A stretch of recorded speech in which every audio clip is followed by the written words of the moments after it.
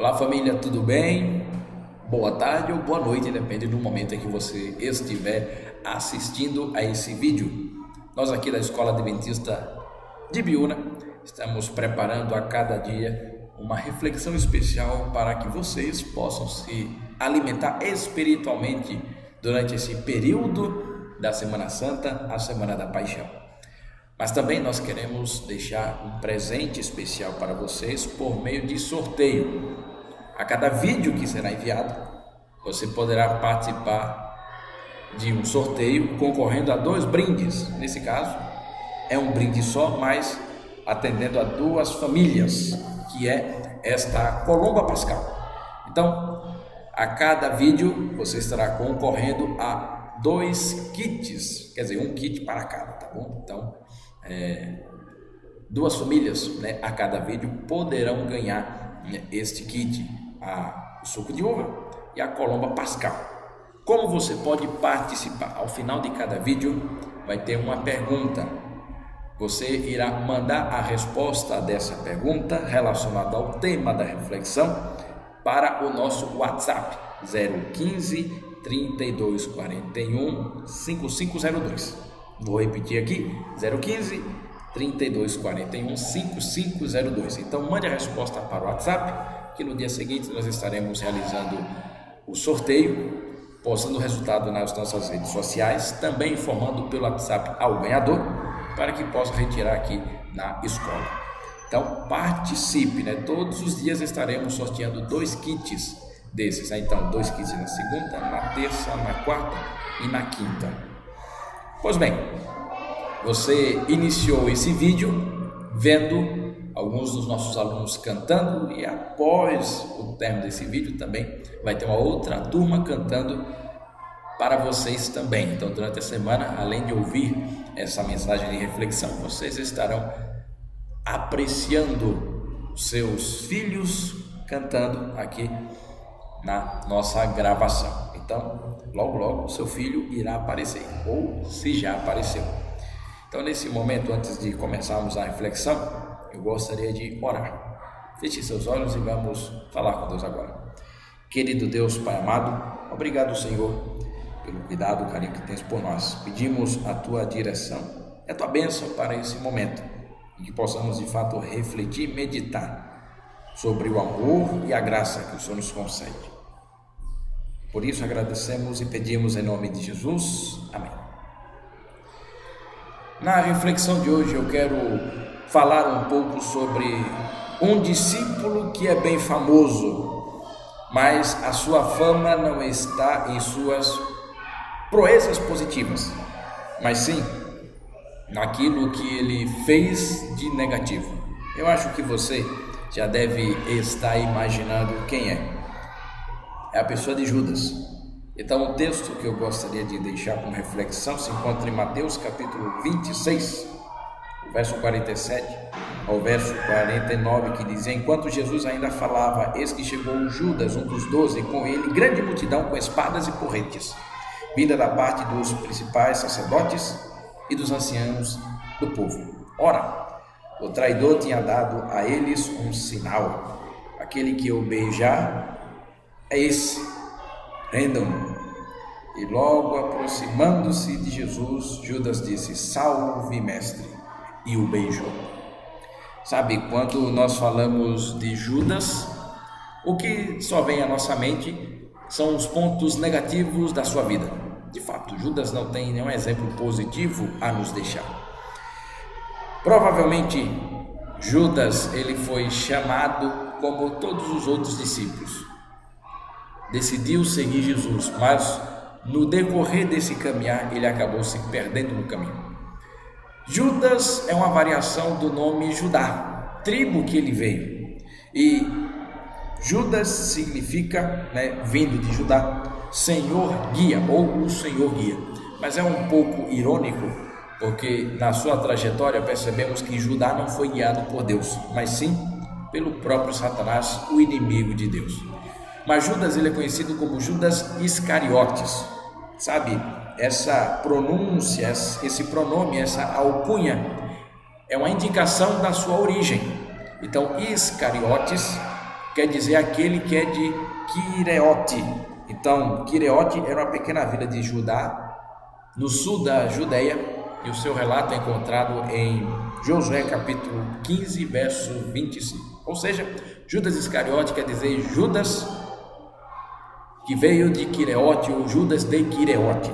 Sabemos pouco sobre a vida de Judas. A única informação que temos é o seu nome, o seu sobrenome, sua alcunha, o nome do seu pai, que era Simão, está lá em João capítulo 6, o verso 71, e só.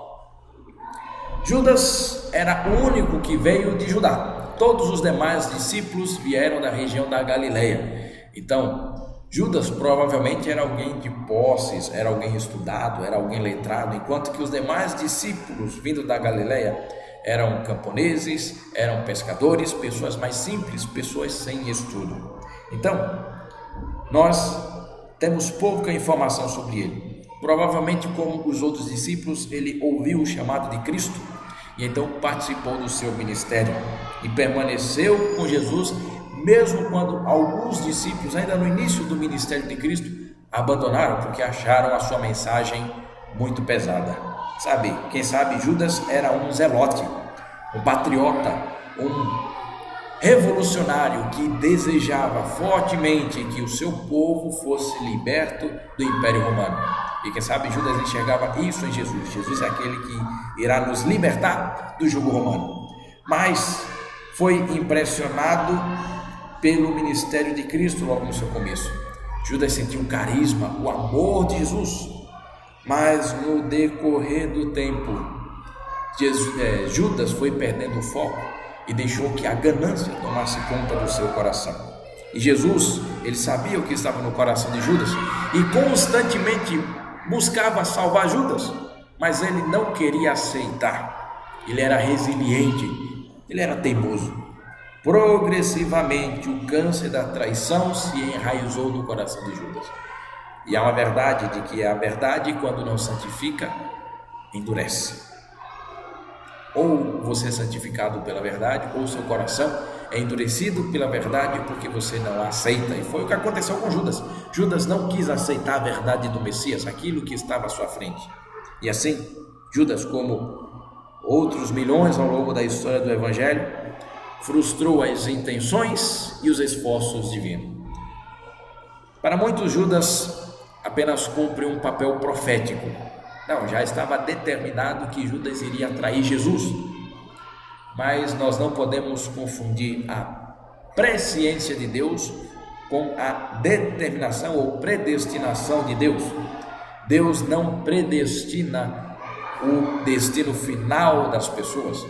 Deus sabe todas as possibilidades das nossas escolhas, as possibilidades dos nossos fins, mas Ele não determina. Então, não foi Deus quem determinou o fim de Judas, foi Ele próprio, foi por sua própria escolha. Isso fica muito claro que dentro dos evangelhos, eles vão deixando claro essa visão. O próprio Cristo também deixa claro essa visão.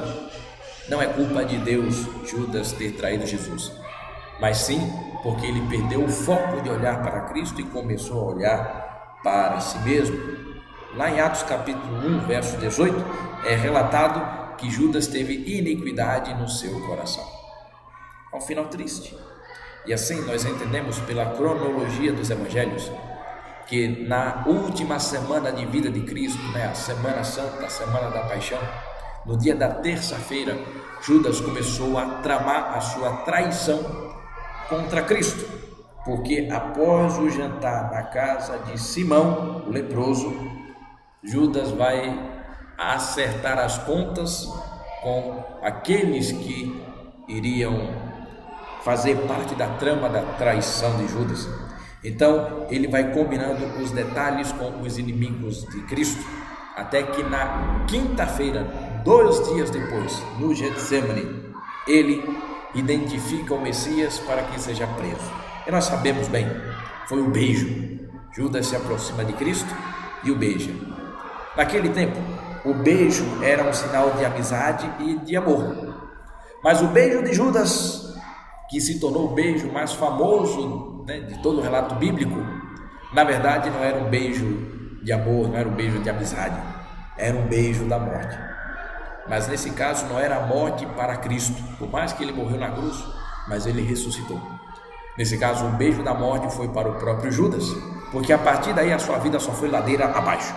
A resposta de Jesus é extraordinária. Mesmo no momento de traição, Cristo ainda chama Judas de amigo. É só você abrir Mateus capítulo 26, o verso 50. Meu amigo. Jesus ainda tem intenção de salvar Judas, mas Judas não queria aceitar.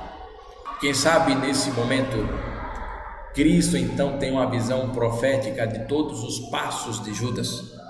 Após o beijo, quem sabe Cristo enxergou o remorso que Judas iria passar, a tentativa da devolução das moedas de prata para então livrar Cristo, a frieza e a indiferença dos sacerdotes e fariseus naquela cena de Judas, e o fim trágico e desesperador de Judas com o seu suicídio.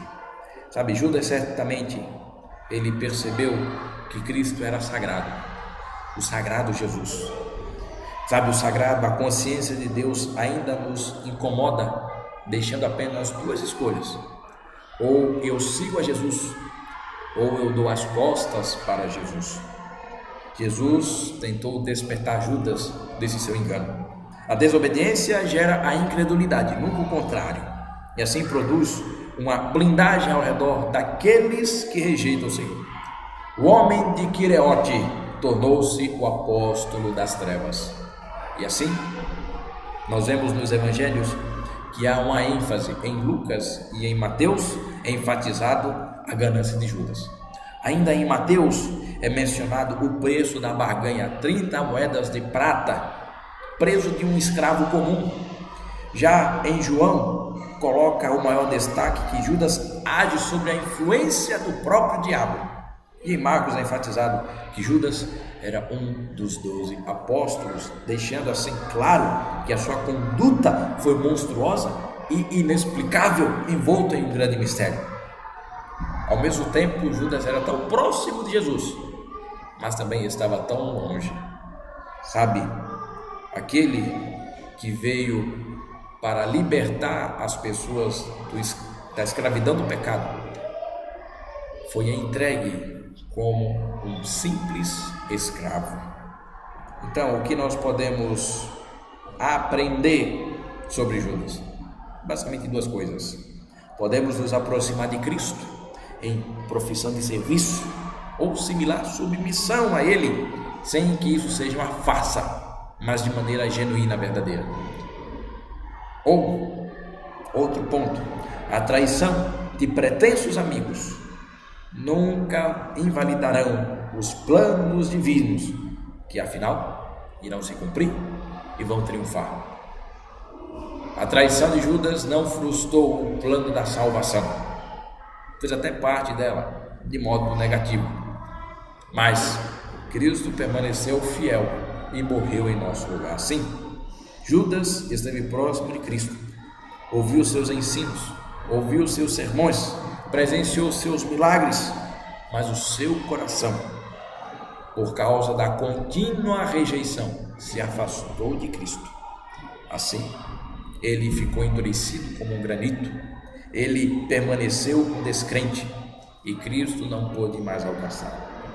A história de Judas apresenta uma gélida mensagem. No coração de Judas estava idolatrias que não foram curadas. Diz John Bunyan: mesmo das portas do céu se encontra um desvio que conduz às profundezas da perdição. Assim como Judas, a escolha ou a rejeição de Jesus indica duas alternativas possíveis: ou Cristo ou crise. Aqui o crise é a ideia grega de julgamento, sentença, separação. Ou então Cristo e caos. O que você deseja? Cristo ou crise, separação? Cristo ou caos para a sua vida? Por favor, escolha Cristo. Mas podemos pensar o seguinte: Judas vendeu Cristo por 30 moedas de prata porque ele não vendeu por um valor ainda maior, já que era o Salvador, o Messias. É certo que muitas vezes nós traímos Jesus por algo de muito menos valor. Se por acaso até hoje você traiu Jesus, saiba de uma coisa: a oportunidade de reconciliação. O seu final não pode ser o mesmo final de Judas. A sua história não pode terminar como terminou a história de Judas. Você tem a oportunidade de se encontrar com o Mestre. Encontre-se e permaneça ao lado dele. Não deixe que o seu coração esteja afastado. Por favor, ore comigo nesse momento, para que então possamos entregar nossa vida aos pés do nosso Salvador Jesus Cristo. Oremos.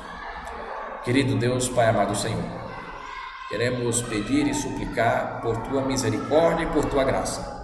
Por favor, Senhor, nos perdoe, transforme nosso ser.